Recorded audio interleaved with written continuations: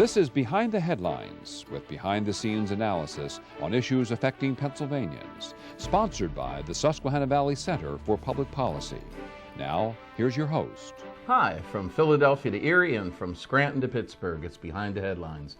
I'm Charlie Greenewalt, Senior Fellow for the Susquehanna Valley Center for Public Policy, and Maura Donnelly is on assignment this particular week, but I'm very happy to have with me the Chairman of Susquehanna Valley Center for Public Policy, Mr. Ed Arnold.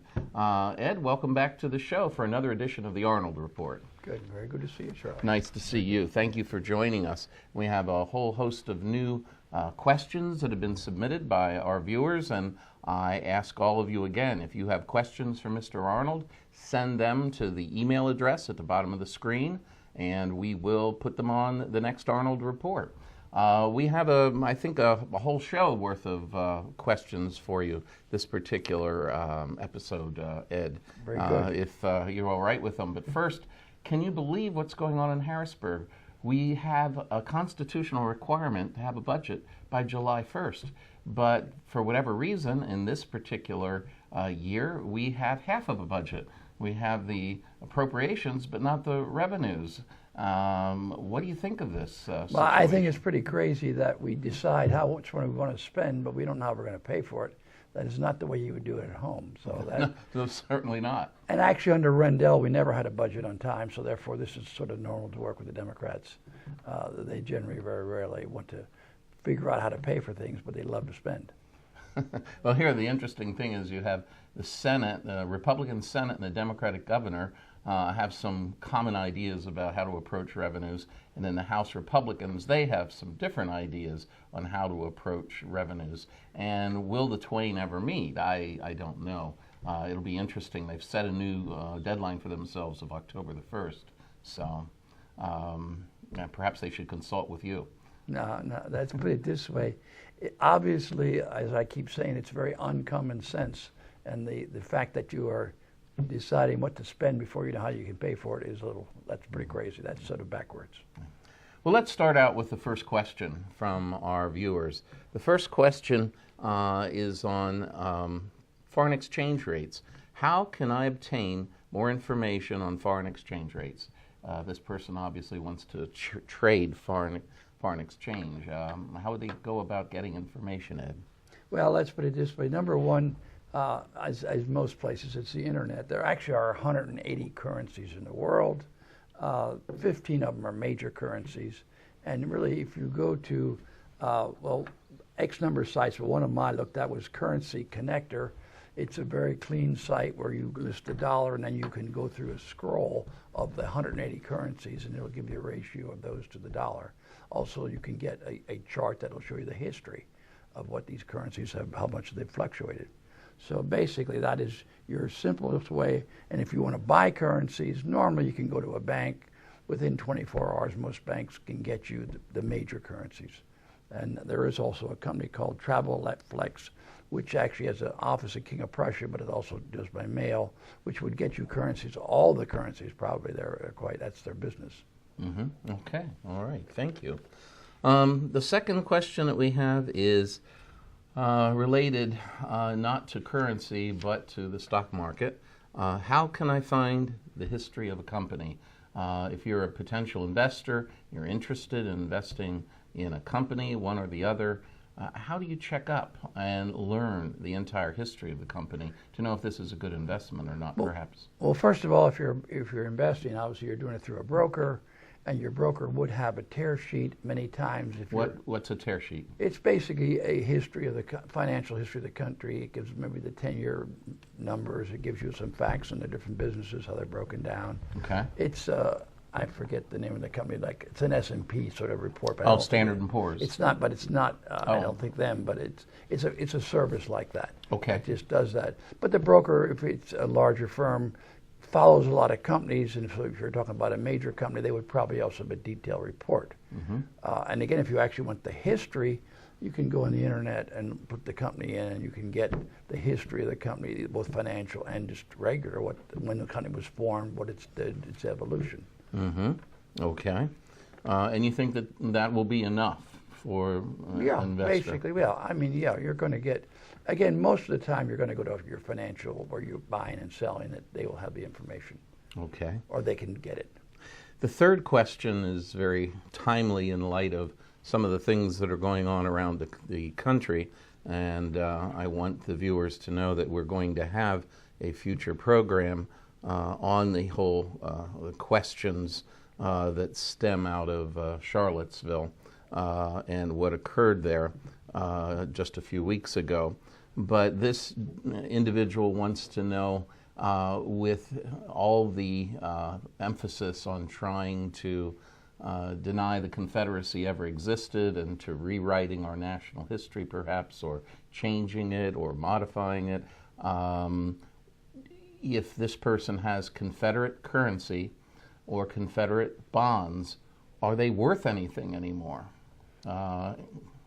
I don't know from everything I can see. First of all, specifically their currency is traded on a very regular basis.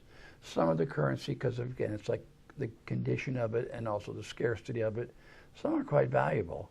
But there are also a lot that are more marginal. But overall, it appears they're still trading. There is markets for them. Whether they're, I could not find a chart which shows, again, because each one is individual, it's a little hard to say, have they actually been affected. Bonds basically are traded very little. They don't have super value. Your currencies are more the action. What is interesting is there's only two coins that are Confederate coins. One is a penny coin and a 50-cent coin, $50 coin, I'm sorry. A penny coin and a $50 coin. That's the only two they had. And all the rest was paper currency. currency. Penny and 50 cents. It was 50 cents. Okay. But the 50 cent until recently had never traded. Recently there is a trade going to happen again. This is worth obviously extremely valuable. But there is ironically again in the coins, a second struck where somebody bought the actual mold and did it. And they do have some value, not real high value. And then there's also plain replicas, which have no value at all. Right. But basically, there is a market. It doesn't appear that it's changed that much. It's active. I guess markets, these types of markets are always dependent upon the desire of collectors to own these items. Is that not correct. True? And there actually are auctions. Oh. Mm-hmm. Just in this, again, it's like anything. Somebody specializes in trading. Okay. All right. Thank you. Coming to the next question is coming to a person's personal finances. How do I improve my credit score? Currently, this person checked their credit score, didn't like what they saw, and would like to improve it. How does an individual or family go about improving it's sort of ironic. their credit There score? are three major credit companies that gift your credit score. One of them is Equifax, which at this point is a question, since they've had major breaches and the information, it's almost should they be around. Computer breaches. Yeah. I mean, that 100 million records, total records, all your information has been gotten, and it's a real problem. And apparently those breaches occurred earlier than the company, The company originally basically, let us know. in my opinion, operated fraudulently. And the fact that they sold their stock while the information was being held back, which means they didn't send information. But anyway, as far as the actual, there are two other companies, TransUnion and Experimentent, which are the three big traders of getting the information and getting it out. However, there's a company called Credit Karma, who seems to be more in the area you might be interested. They do have a service with your financial, let's say you want to get a mortgage or something, that would work with them to try to help to improve your credit score. I don't know exactly how, but they actually, that's their job, that their business is to work with financial institutions to help people's credit rating. Now again, common sense in credit rating, one thing is you must establish credit, which means you must borrow money, whether it's a mortgage, whether it's a car, whether it's a loan from the bank, and then pay it promptly. That gives you a good score. Obviously, if you have, when you were younger days, you made a mistake and were delinquent, it will slowly move away, but it will affect your score. That's what the scores are weaker. So the major thing to look at when you're trying to improve your credit scores, just pay your bills on time. Yeah, that's right. You have a fair amount of activity and pay them well.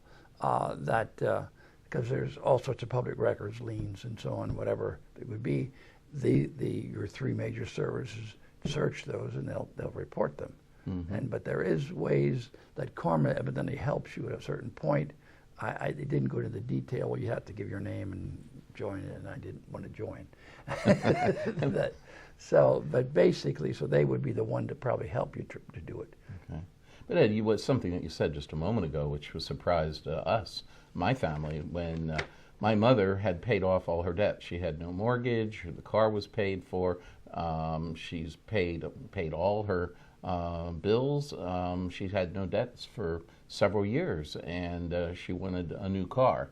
She decided her car was just getting a little bit old, and she'd like to replace it before it died. So we went to the dealership, and they looked up her credit score and found she had none, because it's just as you said, she didn't have any debt, and so there were no bills to pay, and so there was no credit score there at all. So we had to go and get her a department store credit card and start to use it in order to establish credit for her all over again. It's quite, it was confounding a little bit. It was a little, yeah. No, it is sort of funny, but the point is, what a credit score is all about is how reliable you pay your bills. And if you don't have any borrowing, there's nothing to pay, and therefore Right. they have nothing to check on. So someone who has had a completely clean financial record Always paid cash, is or just regular. penalized. It doesn't establish. You must establish your credit by borrowing and paying. Okay. Next question. What is an angel investor? What is an angel investor, and can you please explain the angel capital market? Well, basically, it's an informal market. There's about 20,000 angel investors. But what are angel investors? Well, basically, they're a group of people that would make their decision to invest in new small companies, and that they basically will try to help you get started. Obviously, you're not in any kind of a public market. This is a side market, you could say. But overall, that they do their research, they get the information, and will either loan you money or will become part of an equity partner. Overall, I noticed there's one in Pennsylvania, but it's like a investment club where it's a bunch of people say, all right, you apply to them. It's a little bit like going to the Shark Tank, if you're familiar with that program, except that it's a little more formal than that, in that you would apply and it would go through paper. I don't know, maybe sometimes you would actually present. I would assume you do. And then these people would decide to invest in you or not to invest in you. Okay. But last quick question for this segment, and then we're going to take a quick break. Excuse me. Is water the new oil? Definitely. How so? Because basically we have been, through our technology and so on, have found a lot of oil and gas, and so therefore there is actually a surplus, whereas the amount of clean water, and when we say water, we're talking about drinking water, fresh water, because again, 90+% of the world is salt water, which is not usable. And again, because of the contamination with our population growing, that a lot of our rivers and lakes, not in America, where we're very clean, we're cleaner now than we've ever been, but places like China and a lot of other third world countries, water is a very scarce commodity, clean drinking water. Okay, let's take a quick break, and we'll be right back with Behind the Headlines right after this. Behind the Headlines is brought to you as a public service by the Hospital and Health System Association of Pennsylvania, helping hospitals provide healing, health, and hope to communities across the state. And by the Pennsylvania Chamber of Business and Industry. The Pennsylvania Chamber serves as the frontline advocate for business on Pennsylvania's Capitol Hill by influencing the legislative, regulatory, and judicial branches of state government. Additional underwriting provided by the Worrell Corporation Foundation, based in Carlisle, Pennsylvania, by the Edward H. and Jeannie Arnold Foundation, and by the Pennsylvania Manufacturers Association. Business in Pennsylvania is our business. Behind the Headlines is also supported as a public service by the Pennsylvania Highway Information Association, the go-to source to learn about transportation projects and issues. Visit pahighwayinfo.org.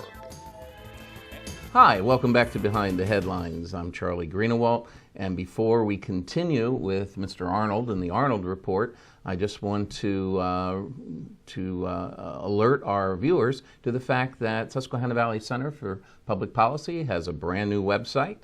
We invite you to take a look at it. The URL is at the bottom of the screen, and we invite your comments about that. You can also find us on YouTube.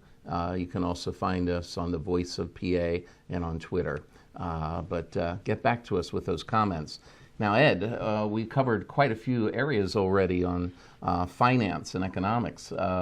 Let's go to some real meat on the bone here, and that is this person would like to know what are the best ways to finance a new small business? How do they go about doing that? What should go in a business plan? Well, basically, the biggest, I won't say the big, a major reason why companies fail is they're undercapitalized. And really, you should have equity capitalization, not debt. Because debt, unless you have long-term debt that doesn't expect to be paid, normally when you start up a company, things take longer, cash flow is slower, you're going to need more money than you thought. So you're saying you need the money up front? That's correct. You definitely should, either yourself or whoever's going to invest with you, possibly angel investors, that basically will put their money in and they will expect to get the return down in the future, not very quickly, because businesses take time to basically to grow and to become positive cash flow. Because there's a lot of things you've got to consider. I mean, the other part of this thing is, of course, what is a business plan? Well, a business plan is about the viableness of your business. Is this a good idea? What goes into a business plan, Ed? What are the pieces of it? Well, one of the big factors in everything, of course, is the competition. What's there now? Okay. Basically, is there a demand for this? Are there customers that really want it? I mean, an example would be, we know we're talking about, when you're talking about small business, generally it's a service industry. Restaurants, retail, other services you're providing. So you're directly working with individuals. Mm-hmm. You're providing the service. And one of the examples would be, if you decided you wanted to go into a restaurant, well, what kind of restaurant? Well, if you're saying, well, gee, absolutely, positively Italian restaurants are popular, but look how many Italian restaurants there are. So what would make you stand out? Why do you think you could have a thriving business with substantial sales when there are already so many?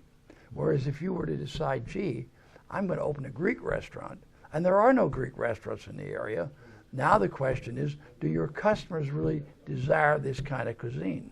Mm-hmm. So in any kind of business, you're back to what is the niche you're trying to evaluate, that is there a need, and what is the competition? Basically, the need being, do people want it, and how much competition is there already?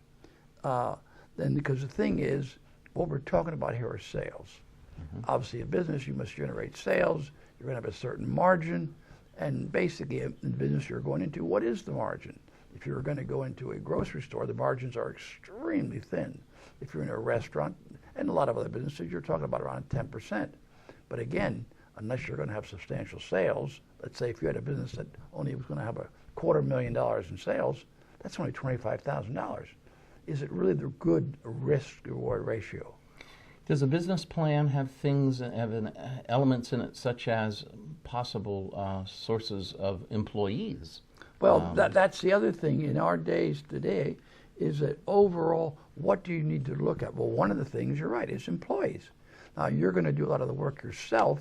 Let's say if you were taking in the restaurant business, because the area there, if you're dealing in cash, is theft is a possibility. You need to be on site more and more, which means you're going to have to work a lot of hours, because you're going to be open a lot of hours.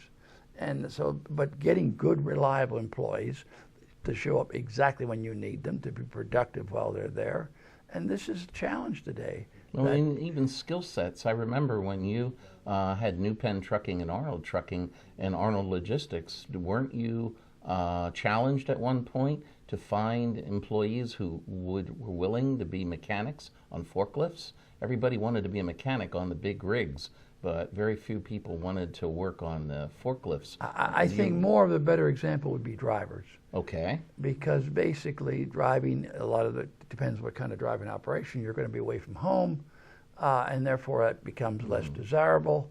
And of course there is a skill set. Traffic is getting tougher and tougher. And so therefore you want a driver that is competent, safe. So therefore if he's got, again, back to like your credit score, well, here your driver's safety record, you will not be hiring somebody that's had accidents or speeding tickets or things like this. But at the same time, you've got to find people that want to do the work. So right now, and it's always been especially in the truckload business, there's always a scarcity of drivers. It's a difficult job. You're away a lot. And overall, especially now that things are, the economy are better, there's an extreme challenge. So if you wanted to go into a trucking business, your biggest thing would, can I find employees?